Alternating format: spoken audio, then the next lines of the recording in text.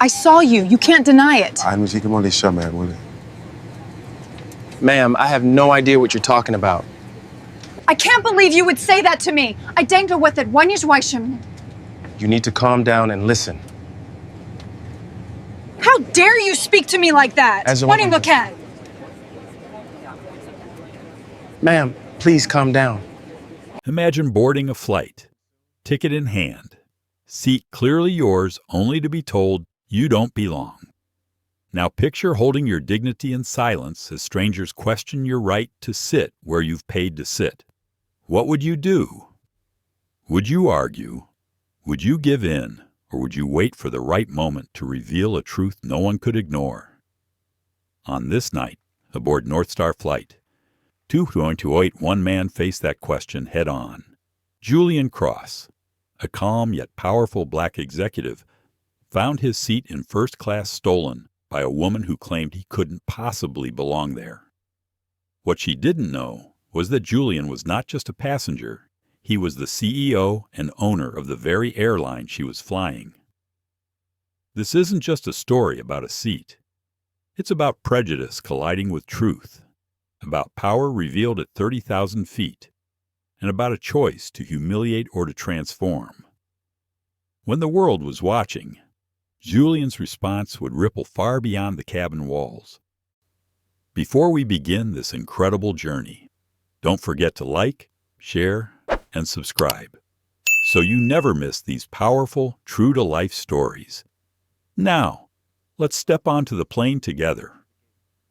The late afternoon sun spilled through the wide glass windows of Atlanta's Hartsfield-Jackson International Airport, tinting the polished floor with streaks of gold. Passengers hurried along Concourse A, dragging suitcases, clutching coffees, juggling phones and boarding passes. At Gate A22, the crowd thickened as NorthStar Airlines announced final boarding for Flight 228 to Chicago. In the middle of the bustle, a man moved with deliberate calm. He wasn't tall in the sense that turned heads, nor dressed in anything flashy. Just a navy sport coat over a simple shirt, dark slacks, polished shoes that had seen 100 airports. His name was Julian Cross. To the other passengers, he looked like just another business traveler.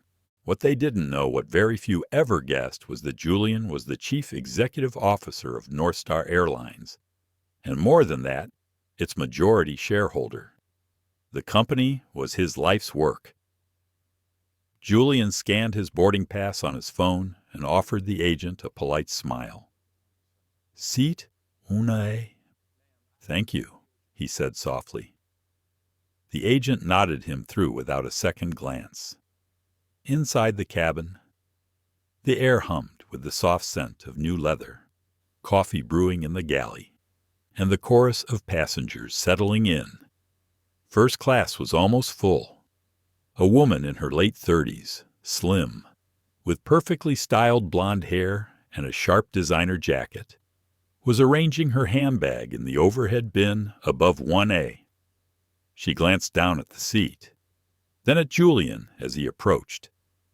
"This seat's taken," she declared, her voice loud enough for nearby passengers to hear. Julian stopped in the narrow aisle, surprised but still composed. "I believe this is my seat. 1A. He held up his phone with the glowing boarding pass. The woman's eyes flicked at it briefly, then hardened. "No. It's mine. I fly this route all the time. Must be some mistake." A murmur rose among the surrounding passengers. A couple of phones angled up discreetly. Julian felt the weight of eyes on him. He took a slow breath. "I'm sure the boarding pass will clear up any confusion," he said, his tone even careful, respectful. He extended the phone toward the flight attendant standing nearby. The attendant, a younger man named Ryan Mitchell, hesitated. His eyes moved between the woman and Julian, and then he leaned slightly toward her. "Ma'am, can I see your boarding pass as well?"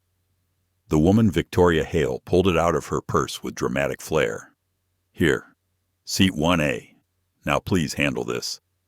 Ryan compared the two passes. Frowning. That's odd. Both say 1A. He scratched his head, then glanced at Julian. Sir, maybe you could take another seat for now while we sort this out. The words landed heavier than they sounded. Julian felt them like a slap, though his face gave nothing away. He remembered the voice of his late father echoing in his mind. Son, dignity isn't what the world gives you. It's what you refuse to let them take away. I appreciate your effort, Julian replied. Calm but firm, but I purchased this seat, and I would like to sit in it. Victoria folded her arms, tilting her chin high. Look at me, then look at him, she said to Ryan. Who do you think belongs here? I'm a platinum flyer? I spend more money on this airline in a month than he probably makes in a year. The words cut through the cabin like broken glass. Several passengers shifted uncomfortably, some lowering their eyes, others whispering. Julian kept his gaze steady on Ryan. The attendant looked uneasy, torn between the entitlement radiating from Victoria and the steady quietness of Julian. Sir, if you'll just take a seat in business for now, Julian interrupted gently, his voice unwavering. I'm not moving from the seat I purchased. Victoria's tone sharpened, loud enough for half the cabin to hear. People like you usually sit in the back. I don't feel safe with him up here. The phrase hung in the air. Unsafe. That word. It wasn't just an accusation. It was a weapon. Julian felt the familiar burn in his chest, the indignity dressed up in polite cruelty. A storm swirled beneath his calm exterior, but he pressed it down. He spoke softly, but every syllable carried weight. You don't feel safe with me in one. Why, Victoria looked taken aback for a second, then scoffed. Don't play games, just move. You're holding everyone up, behind them. The boarding line stalled. The other passengers craned their necks. Someone muttered, This is ridiculous. Another whispered, He has every right to be there. But no one intervened directly. Julian's mind raced, though his face remained composed. Should I give in to avoid a scene? Should I take another seat and let this go? But if I do, what message am I sending? Not just to her, but to every person watching. His hand brushed the inside pocket of his coat, where a worn leather pen rested, his father's pen, a reminder of the long road from poverty to ownership, from invisibility to leadership. He closed his fingers around it, grounding himself. Ryan shifted uncomfortably. I'll need to call the captain, he murmured. Victoria threw up her hands. Fine. Do it. I'm not moving. And if you ask me, he shouldn't even be allowed in this section. Julian exhaled slowly, almost inaudibly. The humiliation was public now, undeniable. But so was his resolve. He slid into the edge of seat 1A, placing his phone gently on the armrest. I'll wait here, he said simply. Call whoever you need. The cabin quieted. A teenager in row 2 whispered to her mother, Why are they treating him like that? A businessman 2 rows back raised his phone. Recording discreetly, Julian didn't flinch. He leaned back slightly, folded his hands, and stared out the window at the tarmac glowing in the golden light. The battle had begun, but he knew this wasn't about a seat. It was about dignity, about justice, and the storm was only just starting to gather. Julian Cross sat in silence, the leather seat beneath him cool, the murmurs around him growing louder by the minute. He kept his posture straight, his face unreadable, but inside he was fighting waves of thought, questions rolling through him like distant thunder. The seatbelt light above blinked, a quiet reminder that the plane was still on the ground.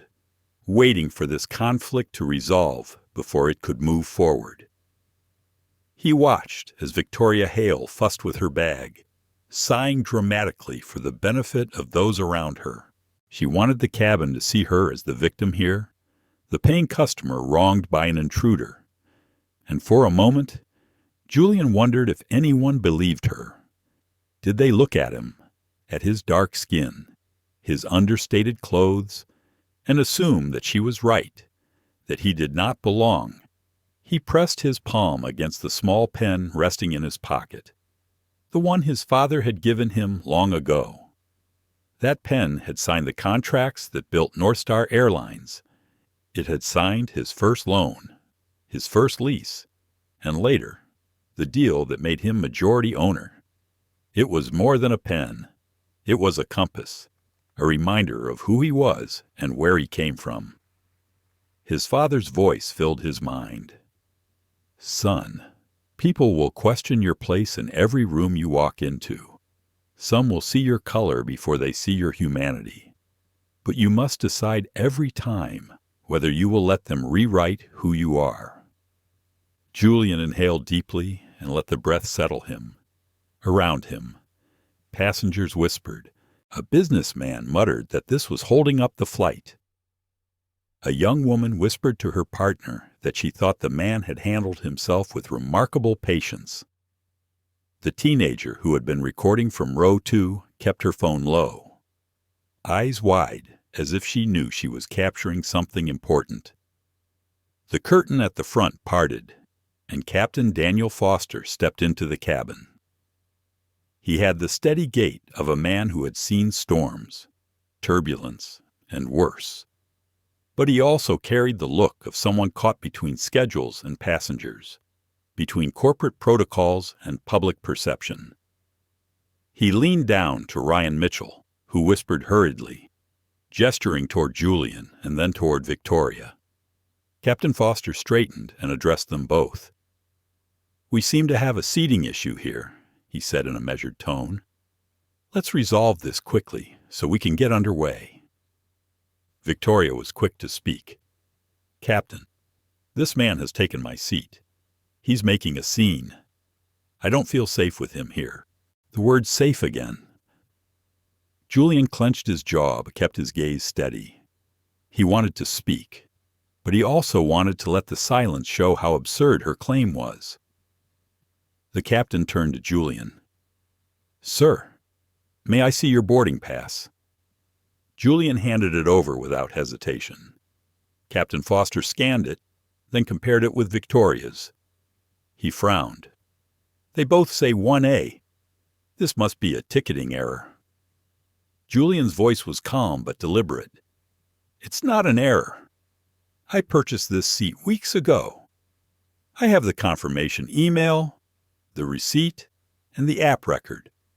All of it matches this boarding pass." Victoria crossed her arm, smirking. Or maybe he manipulated something. You never know these days with technology. That drew a few uneasy chuckles from passengers nearby. Some shook their heads. Others looked down, unwilling to get involved. Captain Foster's expression tightened. "Ma'am, let's not jump to accusations without proof." But Victoria pressed on. "I told you. I don't feel safe. Are you really going to force me to sit next to him? What if something happens in the air?" Her words dripped with insinuation, and Julian felt the anger surge. Yet he remembered his father again. Dignity is strength under pressure. Anyone can lose their temper. Few can hold it and still command respect. He leaned forward slightly. "Captain, I'll remain seated here. This is my seat. You can check the records, the logs, the transaction history, but I will not be moved simply because someone does not like the look of me." The firmness in his voice shifted the air in the cabin. A few passengers murmured their agreement. One man in row 3 called out, "He's right. Just check the system. Don't make a move." The captain hesitated, then looked toward the galley. "Evelyn, he called. From behind the curtain stepped Evelyn Brooks, a senior flight attendant with over 20 years in the skies. Her hair was streaked with silver, her presence steady. She looked at Julian, then at the boarding pass in the captain's hand, and recognition lit her eyes. Her voice was soft but carried weight. "Captain, I know who he is." The cabin hushed. Passengers leaned forward.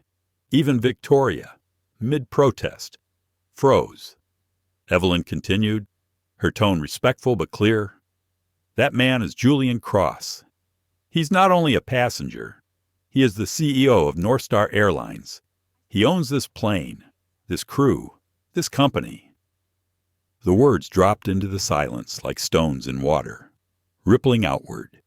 Heads turned. Phones were raised higher. The teenager's jaw dropped, her recording catching every stunned expression. Julian didn't move. He kept his hands folded, his gaze calm. He had not wanted his identity revealed this way, but perhaps it was inevitable. Victoria's mouth opened and closed, as if she were struggling for air. That's impossible," she stammered. "If he were really the CEO, he wouldn't be sitting here like this, like some ordinary passenger." Julian's voice was gentle, almost kind. "And why not? Why should leadership require a crown or a robe? Why should it require you to recognize me before you respect me?" The cabin fell, utterly silent, every ear strained to catch his words. His tone was not loud, but it carried authority born of truth. Captain Foster cleared his throat, suddenly flustered. "Mr. Cross, I apologize. This is highly irregular." Julian shook his head slowly. "The irregularity is not the ticketing system, Captain. It's the assumption that someone like me could not belong here." Victoria flushed crimson. Her hand trembled as she clutched her purse. The certainty she had worn like armor was slipping away, revealing the fragility beneath. Julian turned back toward the window, his face calm but his thoughts racing. Inside, the storm still raged. He could humiliate her now. He could demand she be removed, stripped of her privilege as publicly as she had tried to strip him of his dignity. He could call his corporate office with a single word and end her business contract before the wheels of the plane even left the ground. But another thought rose with equal strength, the voice of his father again, urging him toward something greater than vengeance. Transformation, not destruction. Justice that rebuilds, rather than merely tears down. Julian closed his eyes for a moment, breathing in the hum of the engines that were still waiting to ignite. He thought of the employees who wore the NorthStar badge with pride, of the communities who trusted his airline to carry them safely, of the generations that might follow. When he opened his eyes, he was steady once more. He would wait. He would choose carefully. The fight was no longer about a seat.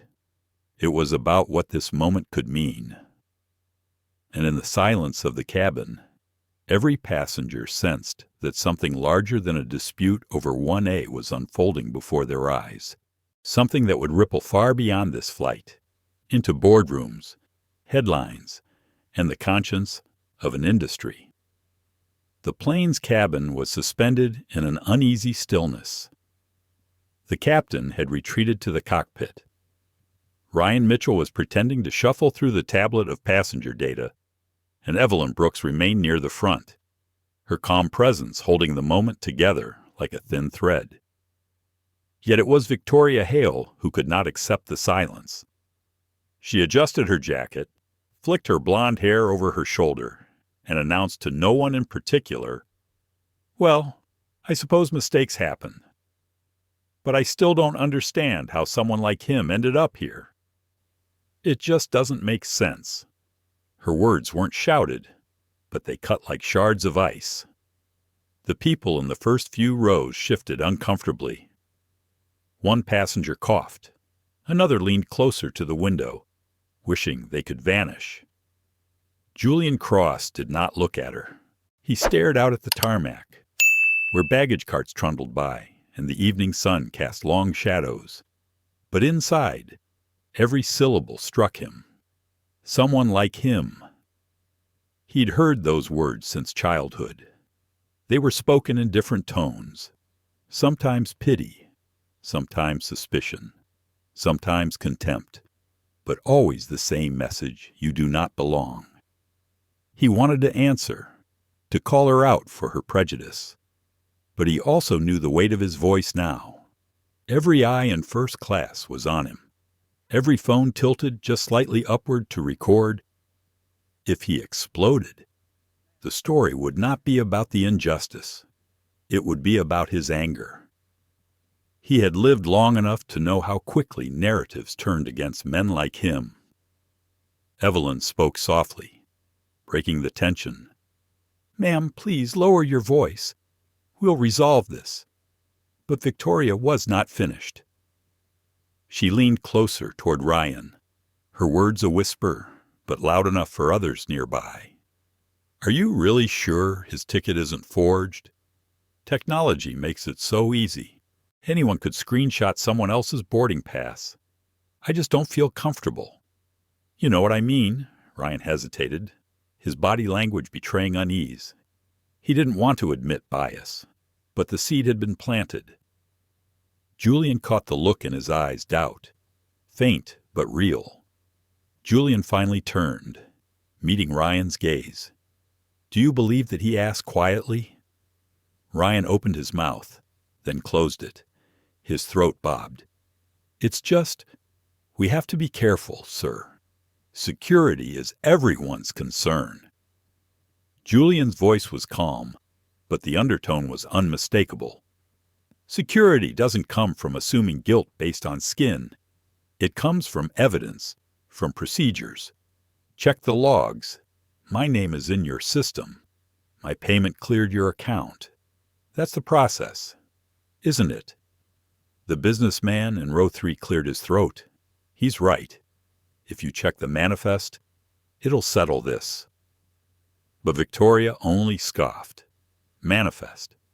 Oh, please. Mistakes happen. And frankly, it's not just about paperwork. It's about comfort. I paid for first class to sit among my peers, not to... She caught herself, glancing at the phones recording her, but the implication hung in the air like smoke. Julian looked down at his hands.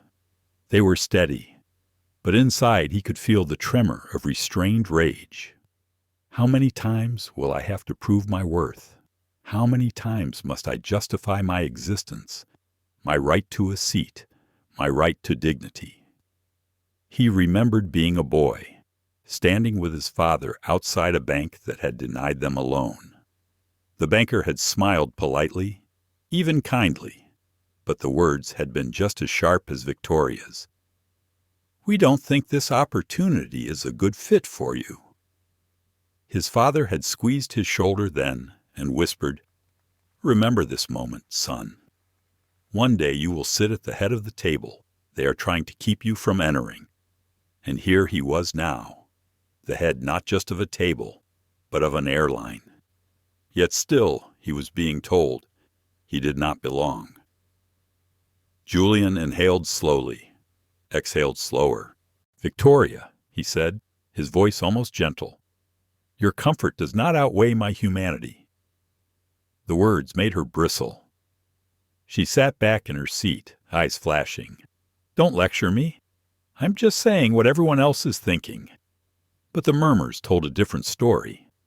A young woman whispered to her partner, "Not everyone. Not me." The teenager's phone caught that too, broadcasting it silently into the digital world that would soon explode. Ryan cleared his throat nervously. "We should prepare for takeoff. We're already behind schedule." Julian tilted his head slightly. "Yes, let's...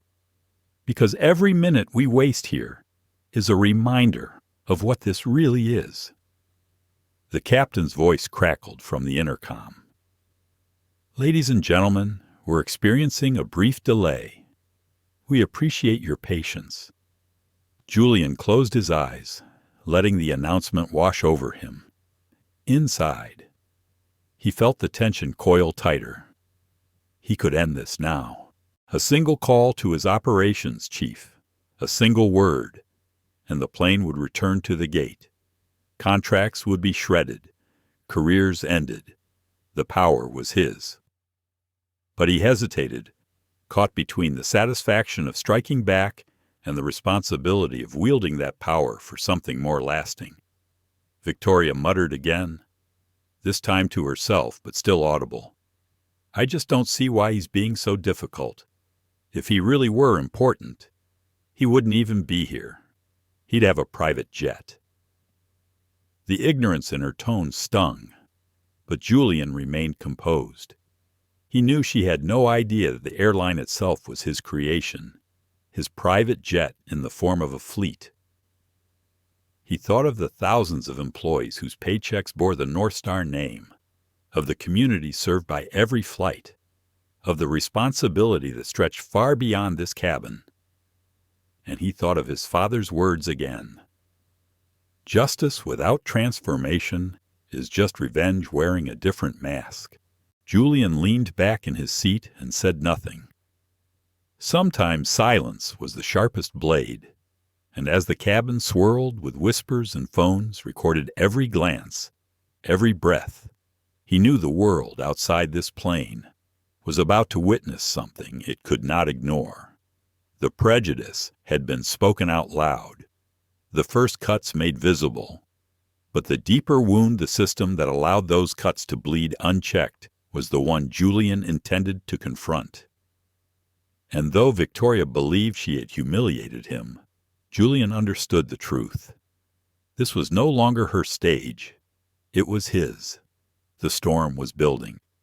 And when it broke, it would not just be about one seat. It would be about what kind of skies people deserved to travel under. The minutes stretched, and the tension in the cabin thickened. The aircraft doors were still open, the air faintly tinged with the scent of jet fuel drifting in from the jet bridge. Every passenger knew they should already be airborne, yet they remained stuck on the ground because one woman's indignation had turned into a spectacle. Victoria Hale was not finished. Her cheeks flushed from the earlier revelation, her pride still smoldering. She leaned forward in her seat and jabbed a manicured finger in Julian Cross's direction. Her voice cut through the murmurs, sharp and deliberate. "I don't feel safe sitting next to him. I want him moved." The words sent a ripple through the cabin. A few passengers gasped audibly. Others shook their heads. One man muttered, "Unbelievable," loud enough for people around him to hear. Phones angled higher, some openly recording now. The teenager in row 2 whispered, "She actually said it," as her camera caught every frame. Julian's face remained calm, but inside, the storm churned. Unsafe. That word again, wielded like a weapon dressed in the language of fear. He thought of all the times black men had been branded dangerous for nothing more than their presence, how entire lives had been reshaped or destroyed under that accusation. He turned slowly toward her, his voice steady and clear. "You say you don't feel safe? Tell me, Victoria, what exactly is unsafe about me sitting in the seat I purchased?" His question hung in the air. Passengers leaned in, but Victoria smirked, unrepentant. "You know what I mean. Look at you. Look at me. It's obvious. I just don't feel comfortable. And as a paying customer, my comfort should matter." Julian's heart pounded, but he forced his breathing to slow. He could feel the eyes of the entire cabin. If he raised his voice, if he matched her aggression, the narrative would flip in an instant. He would become the problem, the aggressor, the angry man who disturbed the peace. He had seen it before, lived it before. Evelyn Brooks stepped forward, her silver-streaked hair catching the cabin light. "Ma'am, that's enough," she said firmly. "Your comfort does not extend to questioning another passenger's right to be here. Mr. Cross has every right to sit in this seat." Victoria scoffed and looked to Ryan Mitchell for support. "Are you just going to let this happen? What if he gets aggressive mid-flight? You've read the stories. He could put all of us at risk." Ryan shifted uneasily, caught between the authority of Evelyn and the pressure from Victoria. He mumbled, "We have to consider all concerns, ma'am." Julian turned his gaze on him, calm but piercing. Concerns are valid when they're based on facts, not prejudice. Do you see me threatening anyone? Do you see me acting aggressively? Or are you allowing her assumptions to override your own judgment? The businessman in row 3 called out again, this time louder.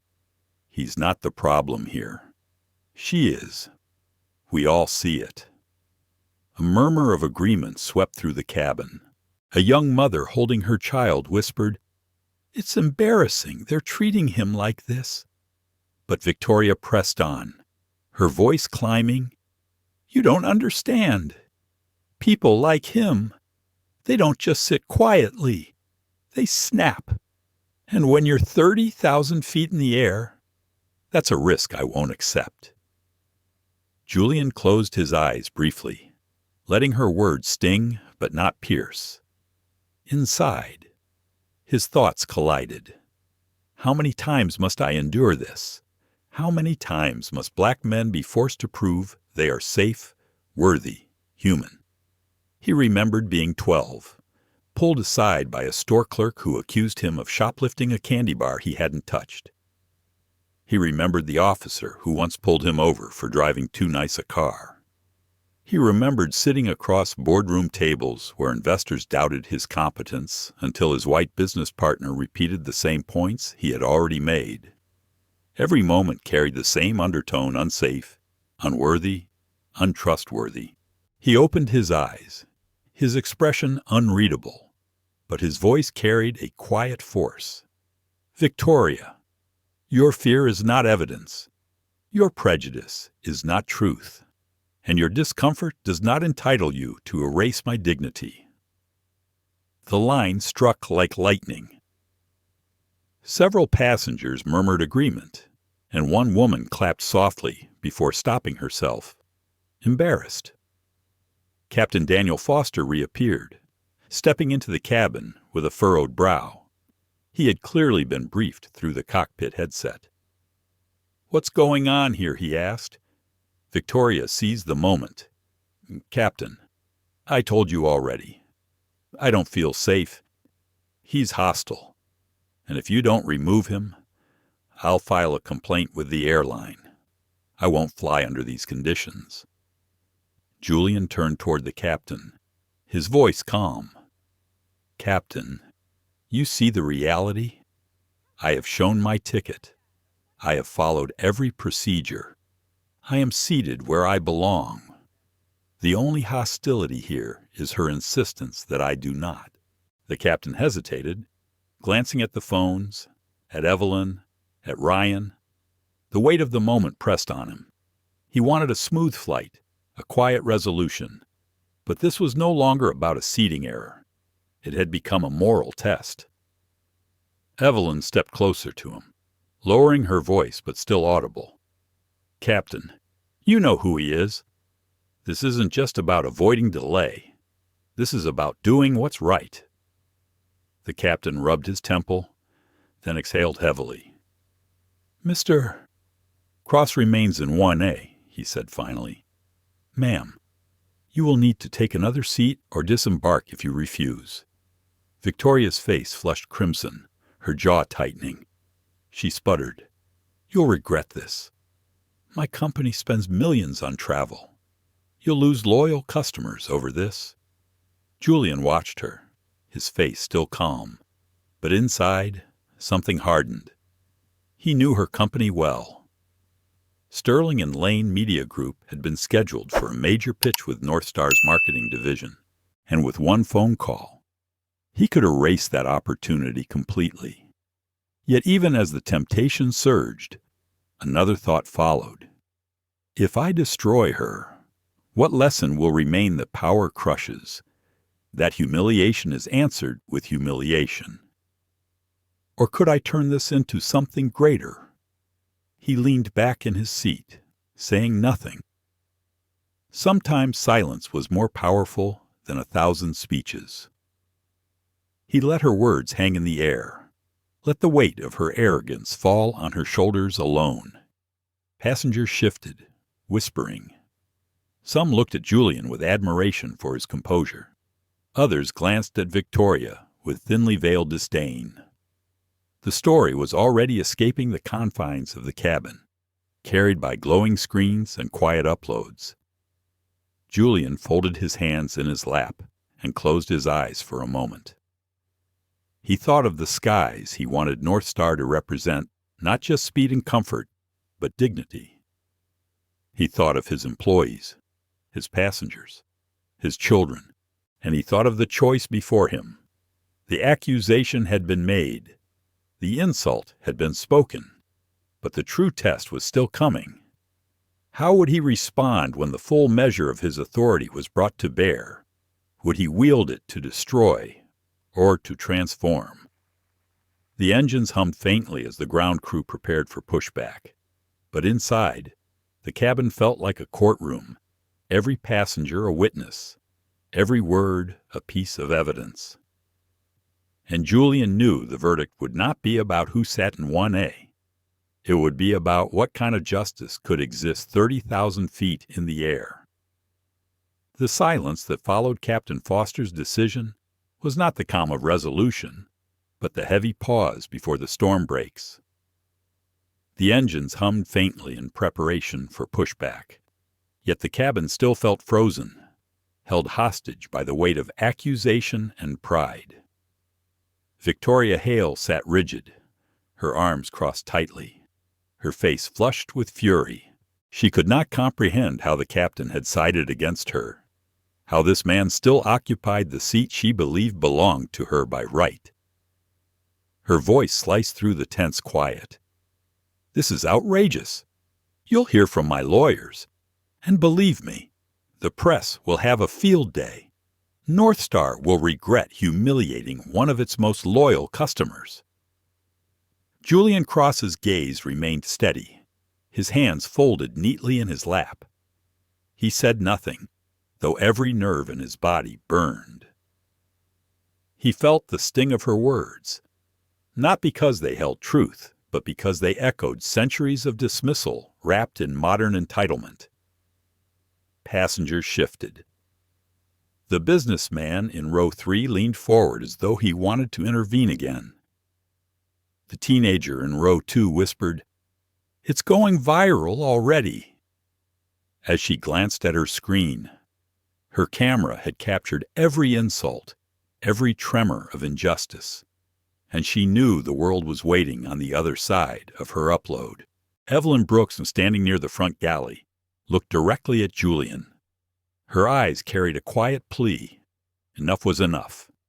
She stepped closer, her voice clear but calm.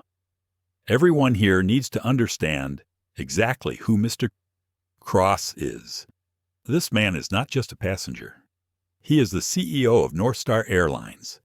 He owns the very company that built this plane, trained this crew, and sold you that ticket." The cabin erupted in gasps. Some passengers turned sharply to look at Julian, disbelief written across their faces. Phones tilted higher, some passengers fumbling to unlock their screens and start recording anew. Victoria blinked rapidly, as though Evelyn's words had been spoken in another language. "What did you say?" Evelyn repeated it, her tone firmer now. "This man is Julian Cross. He is the head of NorthStar Airlines. You've been speaking to the owner of this airline as if he were an intruder." The ripple of shock spread again, like thunder rolling across a valley. A man in row 4 whispered, "The CEO. You're kidding me. another said louder. I knew he looked familiar. All eyes turned to Julian. He had not asked for this revelation, but now that it hung in the air, he could not escape it. He remained seated, his posture straight, his face composed. Yet inside, he felt the old familiar battle. He had spent years deliberately avoiding spectacles like this, preferring to travel incognito, to experience his airline as an ordinary passenger would. He wanted to know what worked, what failed, where respect was given or denied. But this moment was no longer just research. It was personal, public, and undeniable. Victoria's mouth opened and closed without sound. At last, she managed to laugh sharp, incredulous. That's ridiculous. If he really were the CEO, he wouldn't be sitting here like some ordinary man. CEOs have private jets, entourages. They don't just blend into the crowd like this. Julian finally turned his gaze to her, his eyes steady. His voice, when it came, was soft but resonant, carrying to every corner of the cabin. And why not? Why should leadership require a parade? Why should my worth depend on you recognizing me before you respect me? You assumed I did not belong, not because of who I am, but because of what I look like. That is the only truth we've seen here today. The hush that followed was complete. The cabin, once buzzing with whispers and tension, seemed to hold its breath. The captain shifted uneasily. Mr. Cross, he began, his voice tinged with apology. If I had known, Julian raised a hand slightly, stopping him. That is precisely the point. Captain, respect should not require knowledge of my title. Dignity should not be granted only when power is revealed.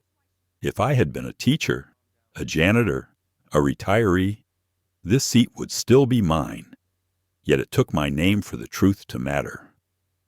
The businessman in row 3 clapped once, then stopped, embarrassed. But others joined him. A few soft claps echoed, hesitant but real. It was not applause for celebrity, but for clarity. Victoria's face burned crimson. Her fingers gripped the armrest until her knuckles whitened. This is absurd. I didn't mean anything by it. You're twisting my words. Julian tilted his head, his voice still calm. Words do not twist themselves. Ms. Hale, you spoke them freely, and the record of them is already beyond your control. She glanced around, realizing too late the number of phones that had captured her every gesture, every sneer. The panic flickered in her eyes, hidden behind forced arrogance. Julian turned back toward the window, his reflection in the glass steady but contemplative. Inside, his thoughts roared. He had been exposed, his identity laid bare. Now every move he made would be measured not only as a man, but as a leader, as the figurehead of an airline that carried millions each year. This moment would not vanish into memory. It would live online, in headlines, in whispers across boardrooms. And with that knowledge came responsibility. He could choose retribution.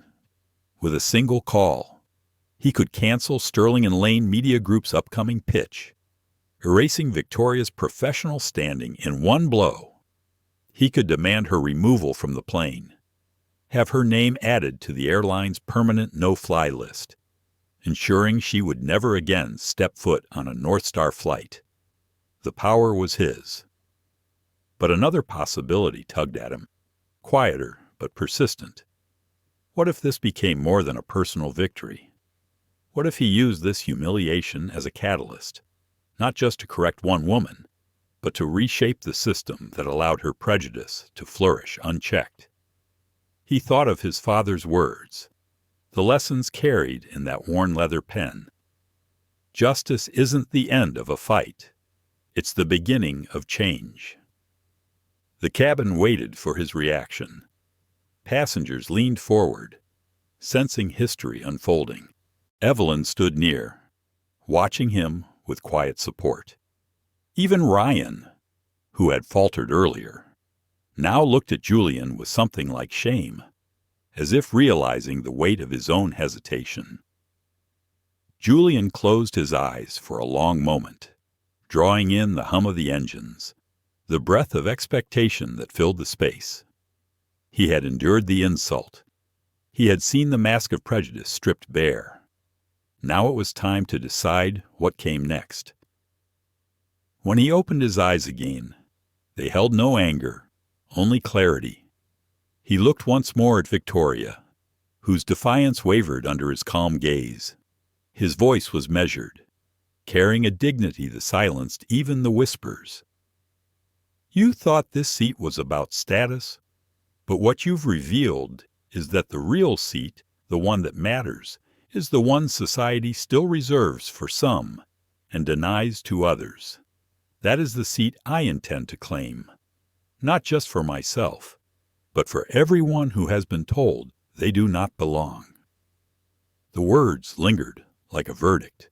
The plane was ready for pushback, but the real journey had only just begun. Julian Cross remained seated, his body still as stone, but inside his mind was a battlefield.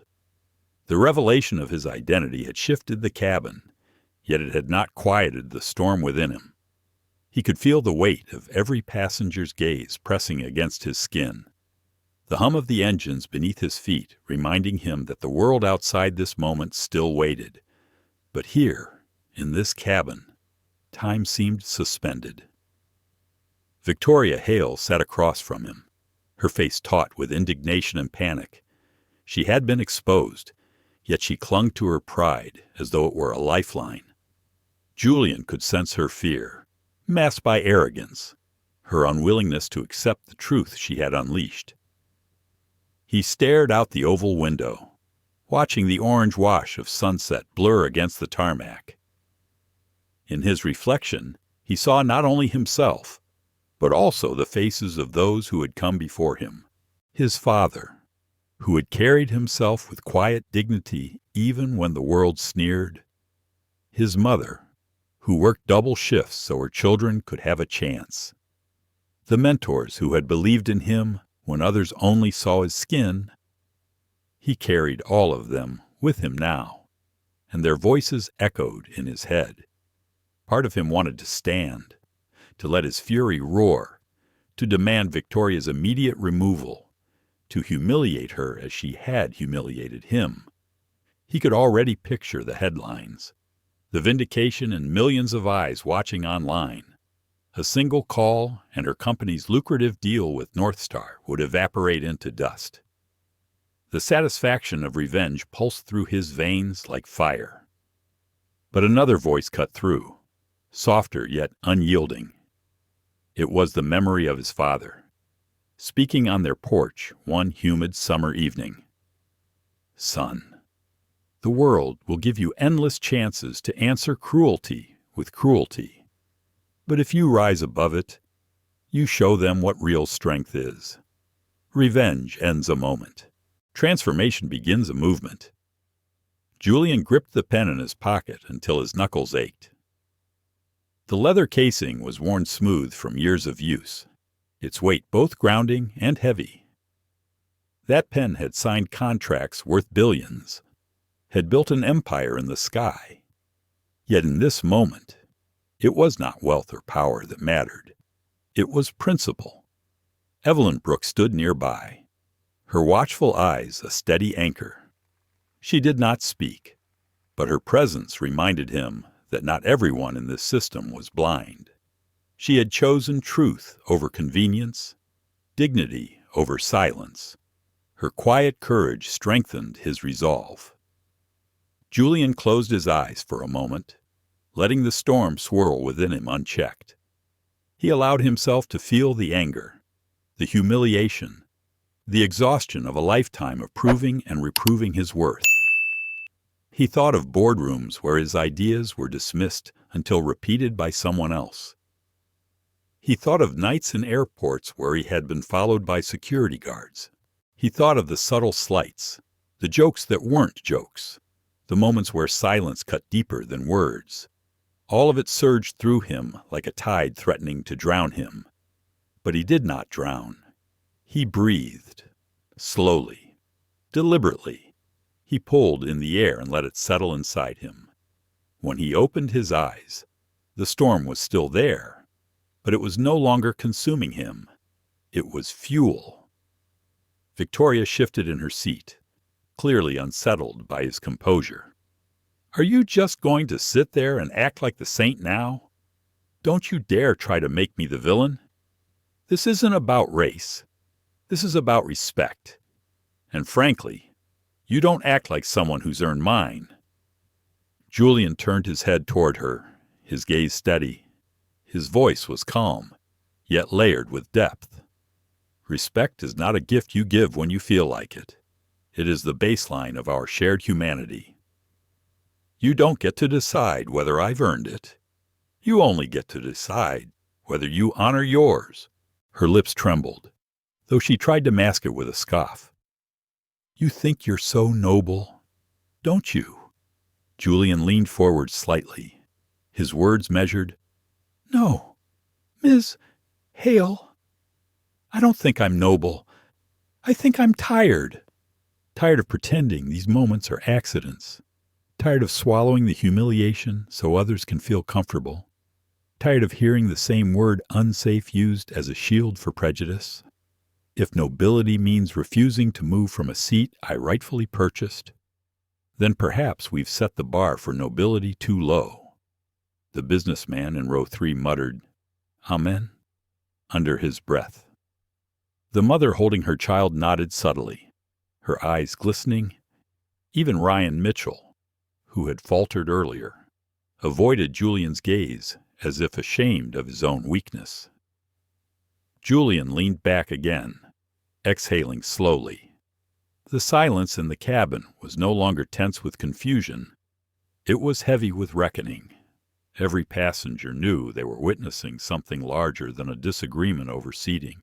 This was a mirror held up to their own world, reflecting truths many preferred to ignore. Inside, Julian still wrestled with himself. He could punish her. He could end her career, her company, her reputation. He could call headquarters and issue an order that would ripple across the industry. The temptation was sharp, intoxicating. But what then would it change the next flight, the next passenger profiled, the next insult whispered? Or would it simply satisfy a hunger that would return the next time prejudice rose? He thought of his children. He pictured them boarding a plane one day, facing the same accusations, the same words. He wanted them to inherit skies that were freer, safer, more just than the ones he had endured. That required more than revenge. It required reform. The engines roared slightly as the ground crew prepared again for pushback. Passengers straightened, but the cabin remained hushed, their attention fixed not on the safety demonstration, but on the man in 1A. Julian crossed his hands in his lap, his voice soft yet commanding. "I will not let this moment pass in silence. Not because of me, but because of what it represents. The seat I sit in belongs to me because I paid for it. But the dignity I carry belongs to every person who has been told they do not belong. That dignity cannot be reassigned. It cannot be revoked, and it cannot be denied." His words sank into the air, etched into the memory of every witness, into the pixels of every recording. Victoria opened her mouth, but no sound came. The fight had drained from her, replaced by something rawer. Fear, shame, the dawning realization that she had stepped into a battle she could not win. Julian looked away, not out of dismissal, but out of choice. He would not gloat. He would not savor her humiliation. He was wrestling with something greater, the call to transform this moment into something lasting, something larger than himself. The storm inside him had not ended, but it had shifted. What had begun as anger was now purpose, sharpened by pain, steadied by memory. He knew the choice before him would define not only this flight, but perhaps the very soul of the airline he had built. As the plane prepared to taxi, Julian rested his hand once more on his father's pen. The storm inside was still fierce, but it no longer threatened to break him. It was now the engine that would carry him forward. The aircraft eased back from the gate, yet the cabin was still locked in the gravity of the confrontation. The air carried a charge, as if every passenger understood that what they were witnessing would not end once the wheels left the ground. It would travel beyond this flight, beyond this cabin, into headlines, into homes, into the heart of a society wrestling with questions too long ignored. Julian Cross sat motionless, his eyes fixed on the seat in front of him, but his mind sharpened with clarity. The storm inside him had settled into something more precise resolve. His father's pen pressed gently against his chest through the fabric of his jacket, reminding him that his choices carried weight far beyond himself. The seatbelt sign chimed. Ryan Mitchell walked down the aisle to check compliance. His shoulders slumped, his face pale. He could not meet Julian's eyes. He paused near Victoria Hale, who was still fuming, muttering into her phone about lawsuits and betrayal. Ryan whispered, "Ma'am, I need you to put your device in airplane mode." Victoria shot him a look of disdain, but complied with exaggerated movements. "You'll regret siding with him," she hissed under her breath. Ryan flinched, but said nothing. Moving on. Evelyn Brooks passed quietly through the aisle, her professional poise unbroken. She stopped at Julian's row for just a second. Her eyes met his, steady, unspoken. "I stand with you." Then she moved on, securing the galley for takeoff. Julian inhaled deeply, the familiar ritual of flight settling into his body. The engines roared, and the plane began to taxi. But his thoughts were far from the runway. He knew this incident would not fade away. Too many cameras had captured it. Too many witnesses had heard the words "unsafe" wielded like a weapon. The question now was how he would respond. He thought of his board of directors, who would surely see the footage before morning. He thought of his employees, thousands across the country, who would either feel vindicated or abandoned, depending on what he did next. He thought of the passengers in this very cabin, who had watched him endure insult with patience and strength. They were waiting to see if dignity could still win in a world so quick to trade it away. The plane lifted, pressing him gently into the seat back. As the city lights of Atlanta dwindled below, Julian knew it was time to act. He reached into his jacket and withdrew his phone.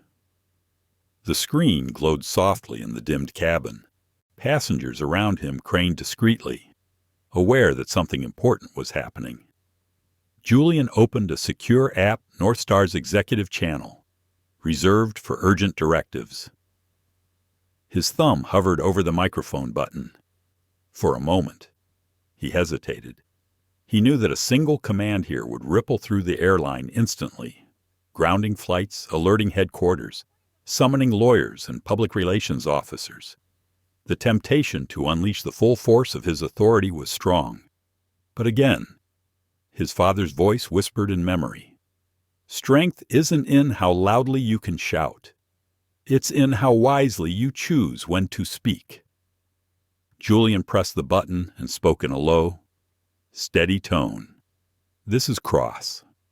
Log timestamp 2042. Initiate protocol Delta 1. Secure passenger manifest and all recordings from Flight 228. Begin immediate review of customer interaction protocols, starting with gate and cabin staff at Atlanta. I will debrief personally upon arrival in Chicago. The command was simple, clinical, but its implications were vast. Protocol Delta 1 meant the airline was on alert. Every executive would know by now that something had gone terribly wrong aboard this flight, and that the CEO himself was directly involved. Julian ended the message and placed the phone back into his pocket. Around him, passengers exchanged glances. A few whispered, "What did he just do?" Others simply looked at him with newfound respect, sensing that power had just shifted in a way they didn't yet understand. Victoria leaned toward him, her voice sharp but tinged with unease. "What was that? Some dramatic performance for your ego." Julian turned his head slowly, his gaze calm but unyielding. "That was me ensuring that your words, your actions, and this entire incident will not be forgotten, buried, or dismissed. The world will know, and my company will respond." Her eyes flickered with panic, though she tried to mask it with bravado. "You can't touch me. My company has contracts, connections. I'll make sure this doesn't hurt me." Julian's voice was quiet, but it carried the weight of truth. "You already hurt yourself. Ms. Hale, you wrote your own verdict the moment you chose prejudice over respect. All I've done is make sure the record is permanent."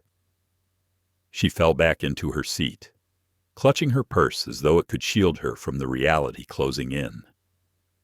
Julian leaned back, closing his eyes briefly. He allowed himself a moment of stillness. The cabin hummed with the sound of flight, but beneath it was another hum, the quiet recognition of passengers who understood they had witnessed something transformative. Some looked at him with gratitude, others with awe, but none could deny the shift. He opened his eyes again and glanced across the aisle. A young boy, no older than 12, sat with his mother. The boy's eyes were wide, fixed on Julian with a mix of admiration and relief. As their gazes met, the boy whispered softly, almost reverently, "Thank you." Julian's heart tightened. He gave the boy a small nod, a gesture that said more than words could. That child had seen everything: the insult, the restraint, the revelation, the command. And in his eyes, Julian saw the next generation watching, learning what dignity under pressure looked like. Julian knew then that his actions were no longer about one flight, one insult, or one woman. They were about shaping what came after. He had shown power, but not to destroy. He had revealed authority, but not to boast. He had displayed strength, but strength tethered to purpose. As the plane leveled into cruising altitude, the seatbelt light dimmed. Evelyn moved through the cabin with quiet grace, checking on passengers, offering drinks. When she reached Julian's row, she paused. "Mr. Cross," she said softly. "That was the right call." Julian met her eyes. The right call is never easy, but it's the only one worth making. She nodded and moved on, her expression carrying both respect and relief. Victoria sat stiffly, her earlier confidence shattered, her pride now a fragile mask. She avoided Julian's gaze, her hands trembling as she lifted a glass of water. Julian turned once more to the window.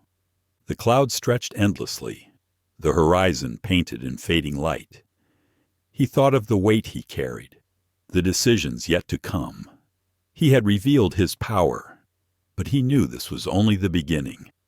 For power on display was not an end. It was an opening act. What mattered now was how he would wield it, not for vengeance, but for justice, for transformation, for skies where dignity was not a privilege, but a right. And in that quiet cabin, 30,000 feet above the ground, Julian Cross decided that he would not let this be just another viral moment. It would be the turning point. The cabin had grown strangely reverent after Julian Cross's quiet command. Easy. The usual rhythms of a flight overhead bins clicking shut, seatbelts fastening, passengers settling with earbuds were replaced by whispers, glances, and the steady thrum of phones capturing every shift of the drama. Even the air seemed charged, as though everyone aboard sensed they were part of something larger than themselves. Julian sat still, hands folded, his breathing calm but deliberate. He could feel the weight of eyes upon him. The revelation of his identity had changed everything, yet he remained grounded, aware that the real battle was not about his title, but about the principle it exposed. Dignity, once denied, could not be restored by status alone. It had to be defended in the open, across the aisle. Victoria Hale's face was tight with defiance, though the flush of humiliation still lingered.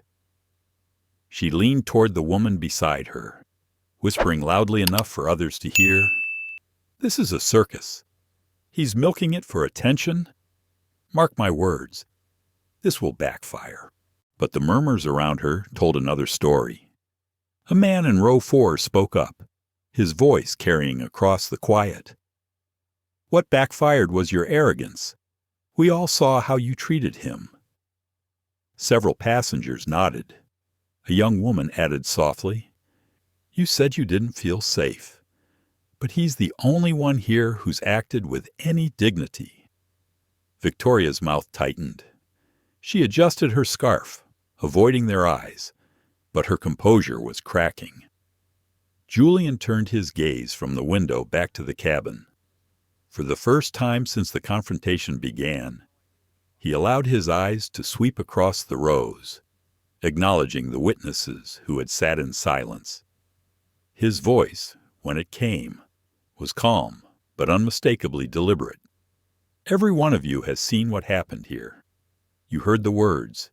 You saw the accusations. This is not just my story. It's ours. What we do with it will matter." The statement carried a weight that pressed on every passenger. Phones lifted higher. Someone whispered, "He's right. This isn't just about him." Evelyn Brooks stepped forward, a tray in her hands, but her voice cut through the hush. "Mr.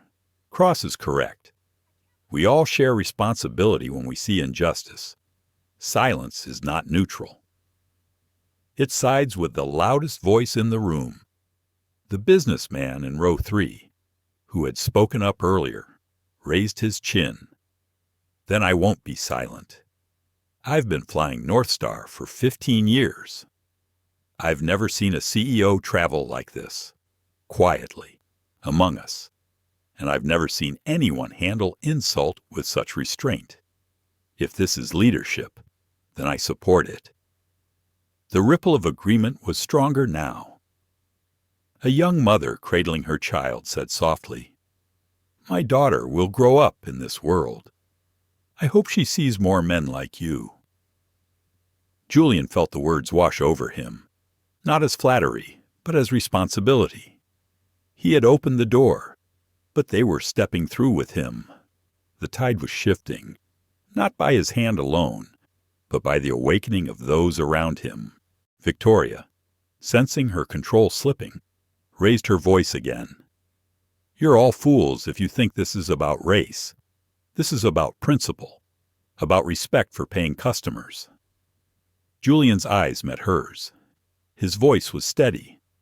"And what do you call it when a paying customer is told he does not belong, when his presence is branded unsafe without cause? That is not principle, that is prejudice." The teenager in row 2, her phone still raised, called out, "It's already trending. People are seeing this right now." Victoria's eyes widened in panic. What she reached for her phone, fumbling with the screen, but it was too late. The world beyond the cabin had entered the story. Julian allowed himself no triumph, only clarity. This is what truth does. It refuses to stay hidden. The captain's voice came over the intercom, slightly strained. "Ladies and gentlemen, we are now at cruising altitude.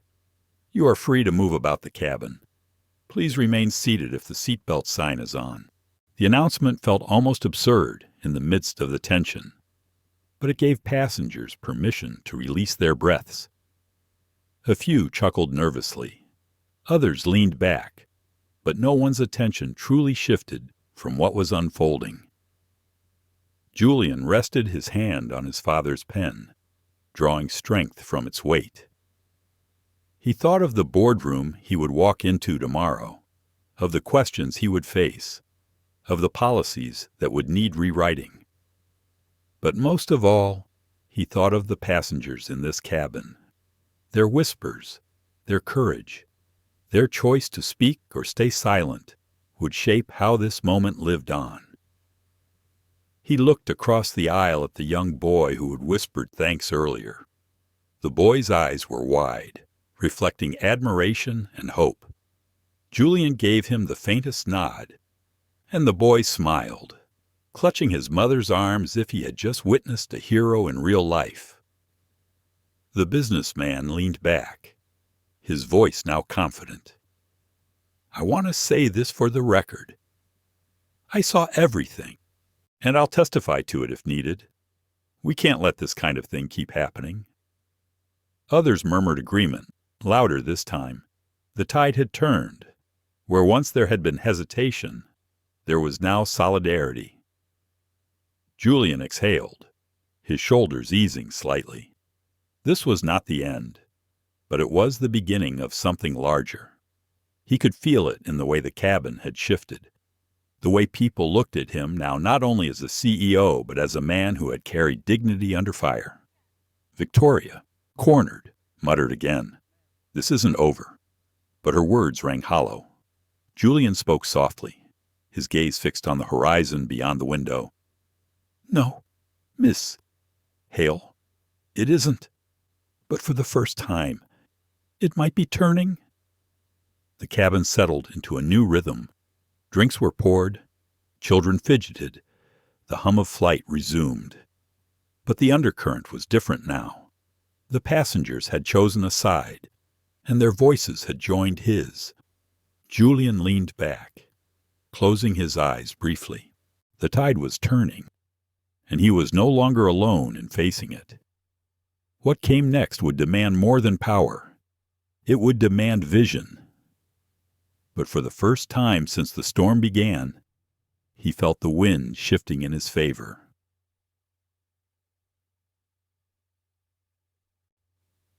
Character Notes Part 8.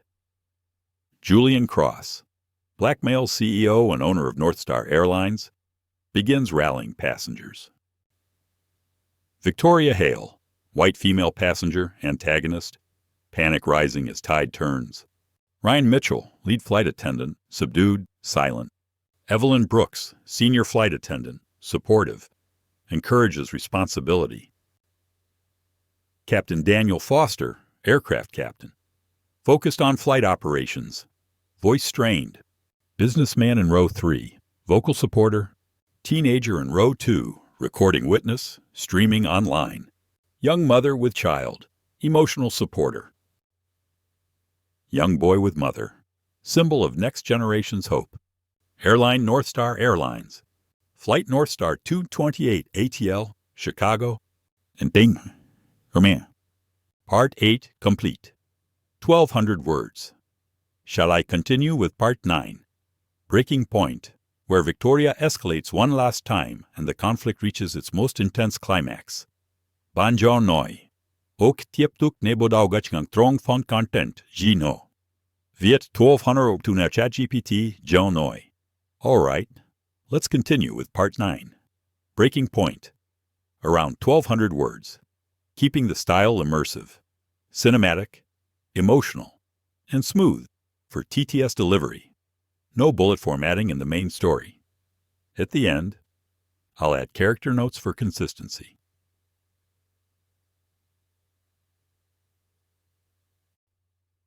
Part 9. Breaking point. The cabin lights dimmed as the aircraft settled into its cruising altitude. The sky outside had turned a deep navy, streaked with the last traces of sunset. The passengers should have been relaxing into the rhythm of the flight, sipping drinks or unfolding blankets. Yet the air was anything but restful.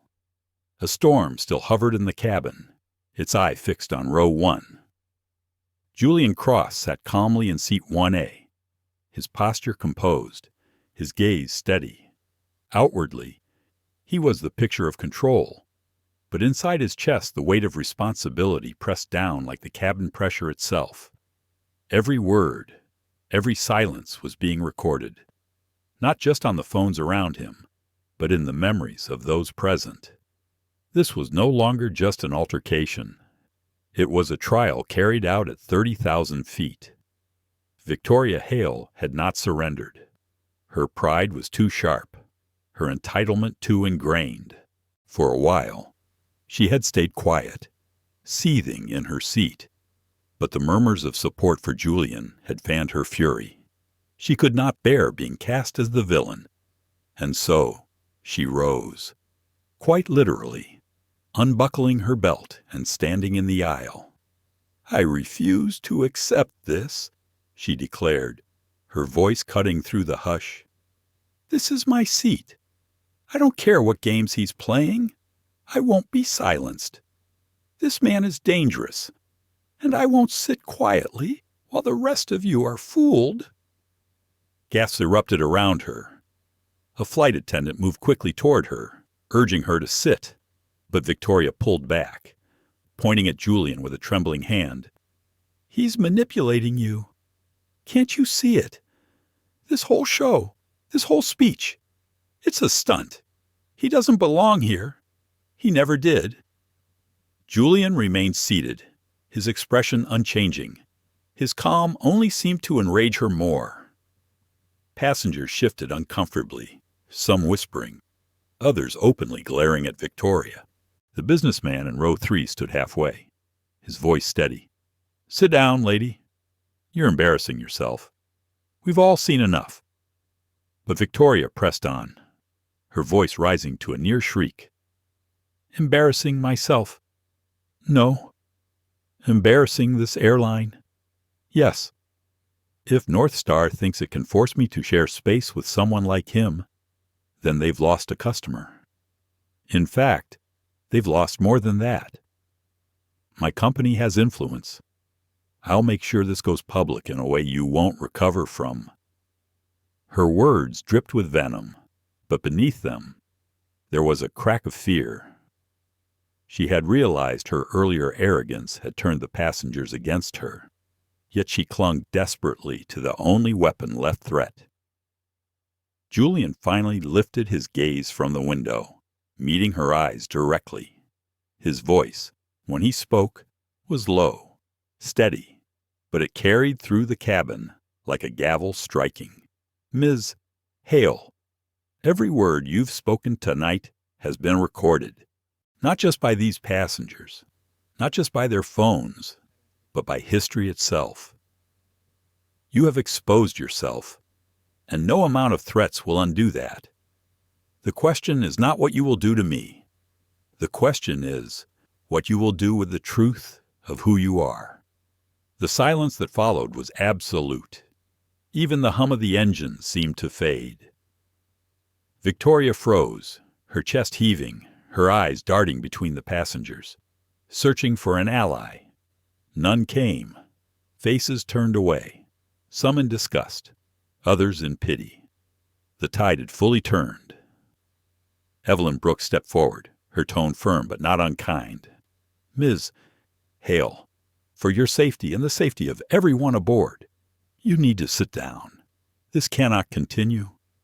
Victoria hesitated, her fists clenching, her jaw tight. For a moment, it seemed she might lash out physically, but then her shoulders sagged under the weight of isolation. She sat heavily in her seat, muttering curses under her breath, her earlier fire dimmed to smoldering ash.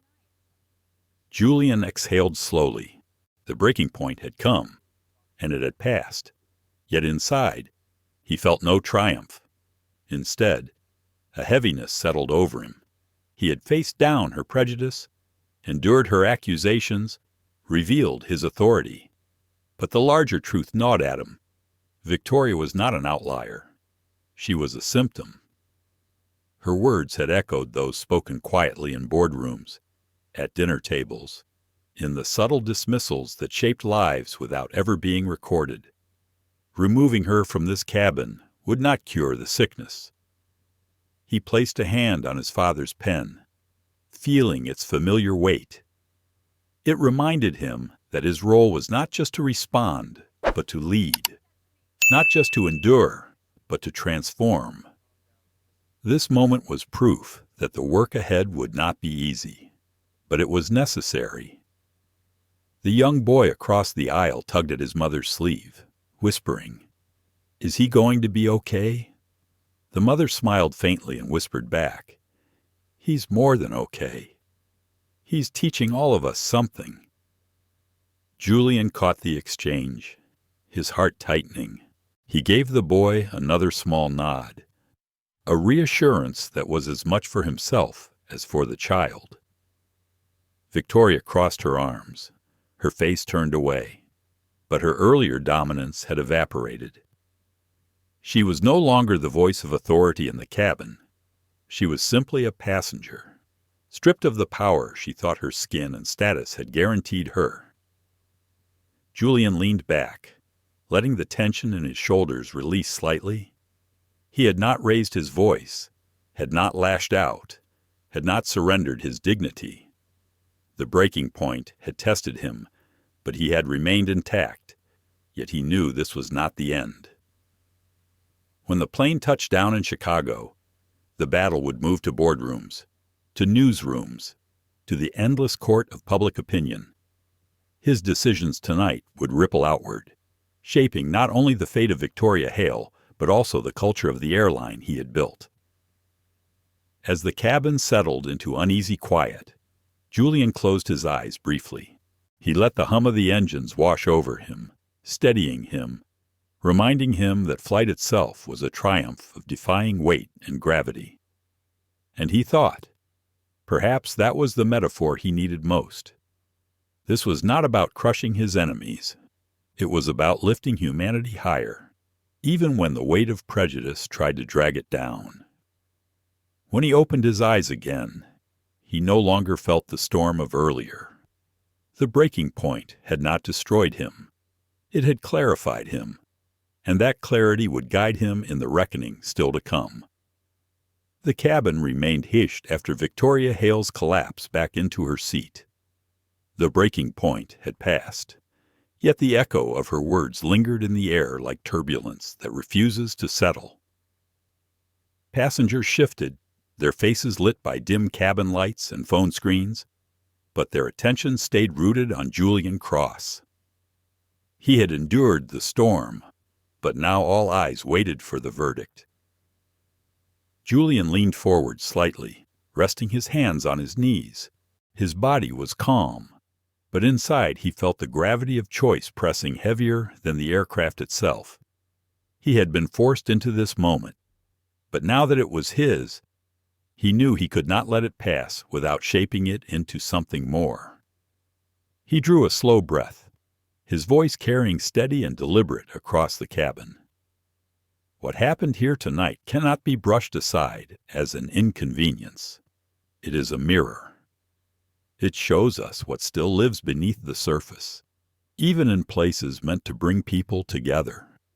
And as long as I sit in this seat, both this one and the one I hold as leader of NorthStar, I cannot and will not ignore it. The businessman in row 3 straightened, nodding quietly. The young mother held her child closer, her eyes glistening. Even the teenager with the phone lowered her screen slightly, caught by the weight in his words rather than the thrill of recording them. Julian continued, "Ms. Hale has made her choices. She will live with the consequences of those choices, not because of me, but because of the truth that was witnessed here. But this is not only about her. This is about every person who has ever been told they don't belong where they've rightfully earned the right to be. This is about whether dignity is conditional or whether it is non-negotiable. His words resonated, carried by the hum of the engines, embedding themselves into the silence. Victoria shifted in her seat, whispering sharply, "This is ridiculous. You're just grandstanding." But her protest was thin now, drowned by the resolve in Julian's tone and the passengers' collective quiet. Julian reached into his jacket pocket and removed his phone again. This time, he opened the executive channel, not for a coded directive, but for a live call. With deliberate precision, he pressed the line to the airline's headquarters. The screen blinked, then connected. A voice answered, professional but uncertain. "This is NorthStar Command. Go ahead. This is Cross," Julian said. "Patch me through to the executive boardroom. Secure line." There was a pause, then quick confirmation. Within moments, the muted buzz of a conference call filled the cabin. Passengers craned their necks, realizing they were witnessing not just a confrontation, but the very machinery of corporate power being activated mid-flight. "Julian." "This is Sandra King," came the voice of the COO, sharp and steady. "We heard there was an incident." "Are you safe?" "I am," Julian replied evenly. "But NorthStar is not. We've just witnessed what happens when dignity is treated as optional. A passenger profiled me as unsafe, despite clear evidence to the contrary. Crew hesitated instead of standing firm, and it has been recorded by dozens of witnesses. This will not vanish. It will define us unless we define it first." The line was quiet for a beat. Then Sandra's voice returned, firmer. "What do you want us to do?" Julian glanced around the cabin, letting his eyes meet those of the passengers. His decision was not his alone. It carried the weight of their witness. "We will implement an immediate review of bias in all frontline operations. Every complaint ignored, every report buried, will be reopened. Starting tonight, we will establish a zero-tolerance policy for discrimination on any NorthStar aircraft. Terminations will be swift, apologies will be public, and reforms will be structural, not cosmetic." Gasps and murmurs swept through the passengers. This was no simple reprimand. It was a declaration of war against the very complacency that had allowed this night to happen. Sandra responded, her voice tinged with awe. "Julian, you're making this official right now." "Yes," Julian said firmly, "because justice delayed is justice denied. I will not wait for lawyers or press conferences. The reckoning begins in the skies. Where the harm was done, let the world see that we will not hide. We will not excuse, and we will not falter." The passengers erupted in applause, uncoordinated but raw. The sound filling the cabin was something like relief. Even Evelyn Brooks, who had maintained her composure throughout, allowed herself a small smile as she stood at the front, her head held high. Victoria's face drained of color. Her mouth opened, then closed again. She looked smaller now, diminished by the weight of the collective that had risen against her. Julian ended the call with headquarters, his voice calm but final. "Document everything. Issue the first release within the hour. NorthStar stands for dignity, and it will not compromise." When he set the phone down, the applause grew louder, spilling into cheers from some corners of the cabin. The young boy across the aisle clapped with both hands, his smile bright and unguarded. His mother wiped her eyes, whispering, "You're making history." Julian gave a small nod of acknowledgement, but inside he felt not triumph, but a sobering sense of responsibility. This was no victory lap. It was a call to arms for a long battle ahead. As the clapping subsided, Julian leaned forward again, his voice softer now, almost intimate. Understand this. Tonight is not about me, it is about us. You witnessed what prejudice does when left unchecked, and you witnessed what happens when truth refuses to yield. Carry that with you. Speak up when silence tempts you. Demand better, not just from airlines, but from yourselves, your workplaces, your communities. Dignity is not something leaders alone can protect. It belongs to all of us. The words sank in, carried by the silence that followed. Several passengers nodded. Some even whispered agreements to themselves. Victoria slumped deeper into her seat. Her earlier bravado shattered completely. She avoided everyone's gaze, her fingers fidgeting with the edges of her scarf. She had thought she could bend perception with confidence, but she had underestimated the strength of truth when spoken with clarity and conviction. Julian leaned back, his eyes once again drifting to the window. The horizon stretched wide, a canvas of stars above the darkened earth. For the first time since the flight began, he felt a measure of peace, not because the battle was won, but because the course had been set. The reckoning had begun, and there would be no turning back. The cabin had quieted again, though it was a different kind of quiet than before. Not the tense hush of suspicion or conflict, but a charged silence born of recognition. Something irreversible had taken place aboard NorthStar Flight 228, and every passenger knew it. They weren't just witnesses to a scene. They were participants in a moment that was already escaping the bounds of the aircraft and seeding itself in the wider world. Julian Cross sat still in 1A, his body composed, but his mind alive with reflection. He had declared a reckoning, not as a future promise, but as an action already in motion. He could picture the boardroom in Chicago where his words would arrive before he did.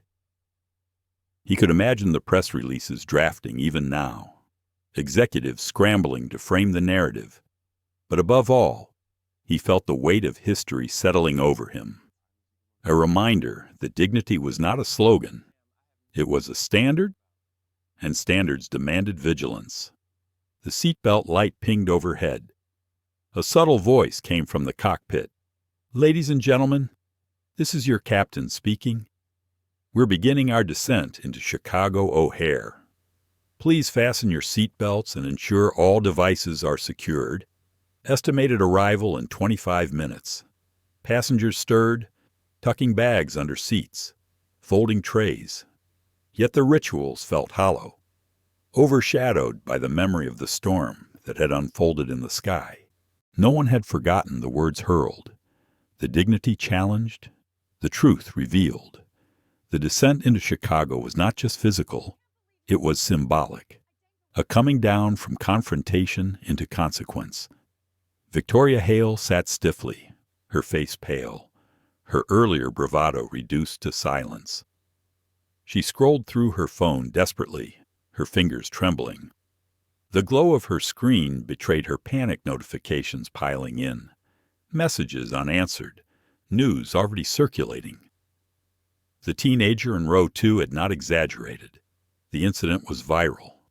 Victoria's name, her face, her words, they had escaped the cabin, racing into feeds and timelines where judgment was already forming. She turned to Julian suddenly, her voice sharp but edged with desperation. "You could stop this. One word from you. And the footage doesn't have to ruin me. You've made your point." "Isn't that enough?" Julian regarded her quietly. For a long moment he said nothing, letting the question hang between them. At last, he spoke, his tone calm but unyielding.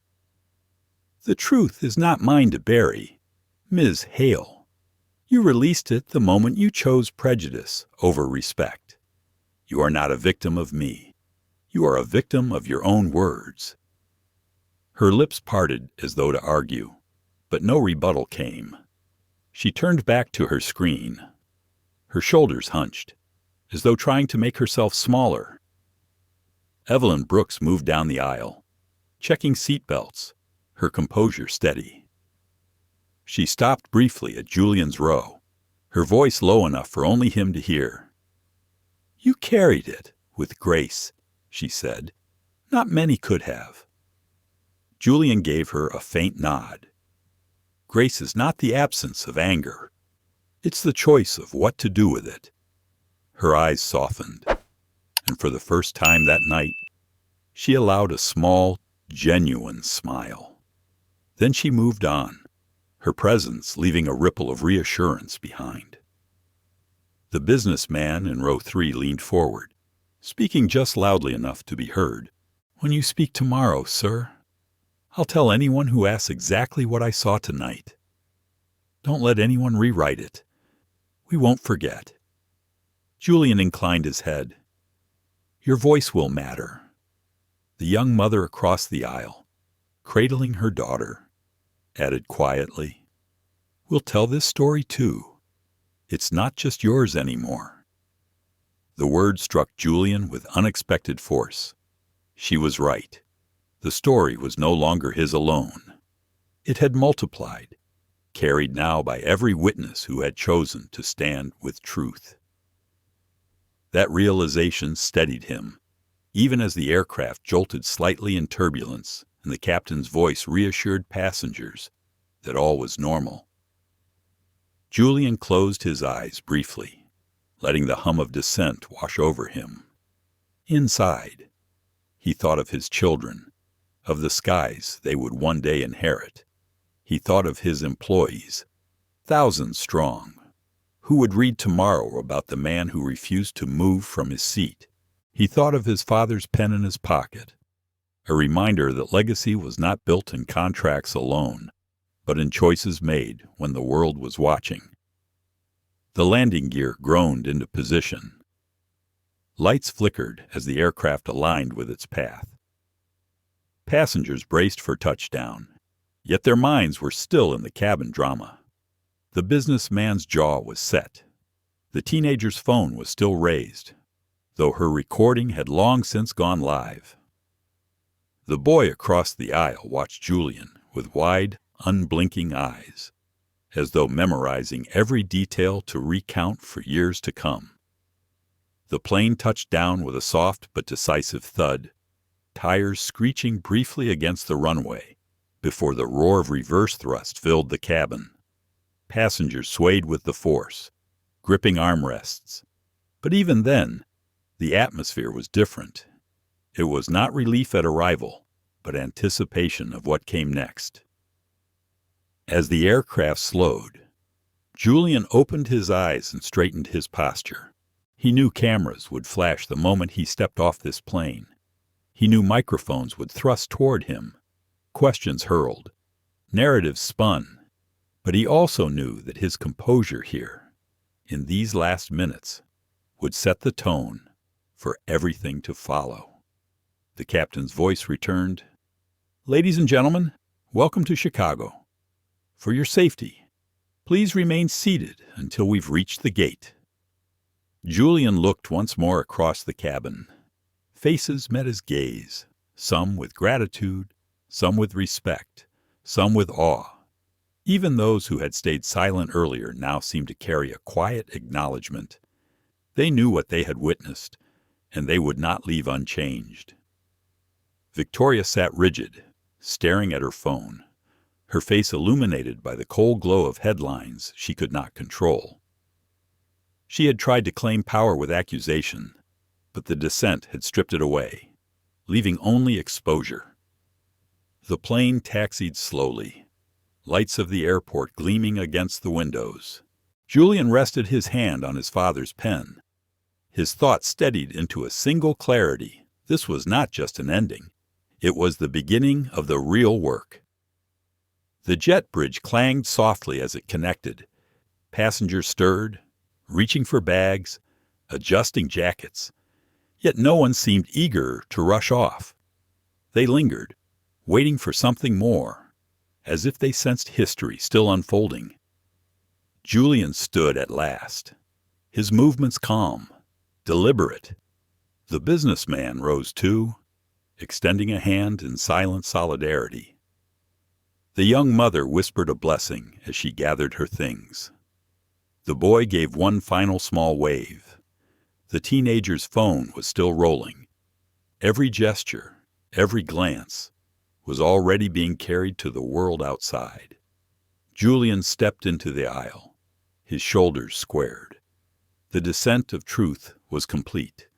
Now the ground awaited, with all its consequences, all its reckonings, all its possibilities. The cabin doors opened with a metallic click that seemed louder than usual. The jet bridge groaned against the aircraft's frame, and a stream of airport lights spilled inside, breaking the dim cocoon that had carried them through the sky. The descent was over. Now came the moment the world would see. Julian Cross stood in the aisle, calm, composed, his hand brushing briefly against the worn leather of his father's pen in his pocket. Around him, passengers gathered their belongings, but unlike on other flights, no one rushed. They lingered, hesitant, almost reverent, as if aware they had been part of something that would echo beyond the narrow fuselage of NorthStar Flight 228. Victoria Hale sat slumped in her seat, scrolling frantically through her phone. Notifications lit up her screen, each one pulling her deeper into panic. She had thought the cabin her stage. She now realized it had been her undoing. The teenager in row 2 had streamed everything, and the internet had already turned her words into judgment. Her name was trending. Her face was everywhere. Evelyn Brooks stood near the door, her posture straight, her expression calm. She had been the silent ally, the steady witness, and now she was the one holding the weight of the moment until Julian passed through. Her eyes met his briefly, and in them he saw respect, gratitude, and relief. The businessman from row 3 stepped closer, his voice low. "Sir, when the cameras come, know this will speak. We'll tell the truth. You won't stand alone." Julian inclined his head. "Thank you. That matters more than you know." The young mother-child cradled against her shoulder whispered as he passed, "You reminded us what dignity looks like." Her son peeked out, eyes wide, giving Julian a small, earnest smile. Julian placed a hand briefly on the boy's shoulder, a gesture of reassurance, then continued forward. Each step down the aisle felt heavier, as though the air itself thickened with anticipation. He knew what awaited on the other side of that jet bridge: cameras, microphones, reporters hungry for sound bites. The incident was already viral. Stepping off this plane meant stepping into the center of a storm that would not end at the terminal. As he approached the door, Victoria suddenly rose, her voice cracking with desperation. "Please just say something for me. Tell them I didn't mean it like that. You have the power to end this." Julian stopped, turning just enough to meet her gaze. His eyes held no malice, only truth. "The world does not need me to reinterpret your words. Ms. Hale, it needs you to reckon with them." Her mouth opened, then closed, as if the weight of the truth finally pressed harder than her pride. She sank back into her seat, her hands trembling. Julian stepped into the jet bridge. The muffled hum of the aircraft gave way to the sharper sounds of the terminal rolling carts, intercom announcements, the shuffle of travelers. But layered over it all was another sound, the rise of voices, the clicking of cameras, the unmistakable buzz of media waiting. The first flashes hit him before he even cleared the bridge. Shouts followed, questions hurled in rapid succession. "Mr. Cross, is it true you were denied your seat? Will NorthStar be pressing charges? Is this part of a larger pattern of discrimination?" Julian raised a hand, not to silence, but to steady. He walked to the small podium that had been hastily set up near the gate. Microphones already clustered on it. The airport's fluorescent lights cast a stark glow, but his presence filled the space, calm and commanding. He waited for the noise to subside, then spoke, his voice measured, carrying both strength and restraint. Tonight, aboard NorthStar Flight 228, an incident occurred that reflects not just the prejudice of one individual, but the deeper fault lines of our society. I was profiled.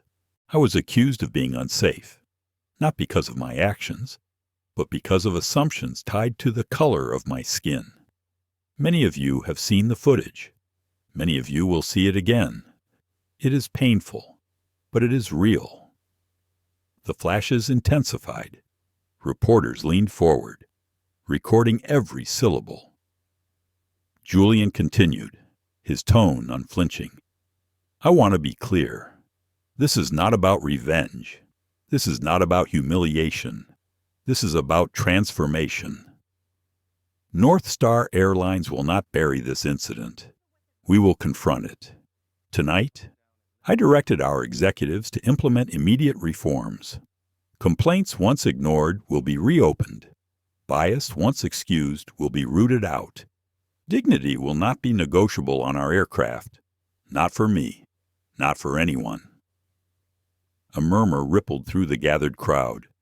Half disbelief, half admiration. Passengers from the flight, who had followed behind, stood nearby, nodding. Some began to raise their voices in support. Julian lifted his gaze, letting it rest briefly on the cameras, but more importantly on the witnesses behind them. Understand this.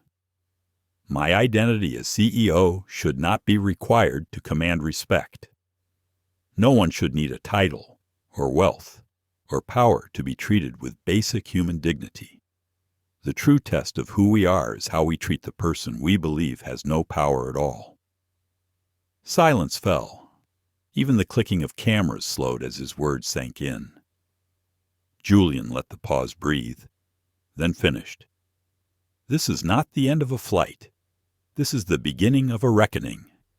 And I invite not just NorthStar, not just airlines, but every institution, every community, every individual to join in, because dignity is not for sale. It is the foundation of who we are, and it is time we finally honored it. The crowd erupted in applause, some hesitant, others full, but all carrying the weight of recognition. The passengers who had witnessed the storm in the cabin raised their voices too, their applause joining the public's, creating a chorus that seemed to reverberate across the terminal. Julian stepped back, allowing the noise to swell. He did not smile, but he felt a quiet resolve settle deeper into him. He had not sought this confrontation, but now that it had come, he had chosen to shape it into something larger than himself. Behind him, Victoria was escorted quietly from the aircraft, her face hidden, her phone clutched tight. Her story would unravel in the days to come. But Julian's message had already claimed the ground. The reckoning had begun. As he left the podium, escorted toward waiting cars and reporters still shouting, Julian placed a hand once more over his father's pen. He thought of the boy on the plane, the mother with her daughter, the businessman who had pledged his voice, Evelyn, who had stood steady, their faces, their courage, their silence turned to action. These were the true passengers of change. The night air outside the terminal was crisp, carrying the faint scent of jet fuel and rain. Julian inhaled deeply, steadying himself for the battles ahead. The sky above was vast and dark, but filled with stars. And for the first time in a long time, he felt that maybe, just maybe, the world below could rise to meet them. Ground Zero was not an ending. It was the place where transformation began. And so, NorthStar Flight 228 landed not just in Chicago, but in history. One seat in first class became a mirror reflecting society's deepest wounds. A man's calm dignity exposed the ugliness of prejudice and reminded us that respect is not earned by power. It is owed to every human being. Julian Cross could have chosen anger. He could have chosen revenge. Instead, he chose transformation. His words carried beyond the cabin, igniting reforms and inspiring voices that had long stayed silent.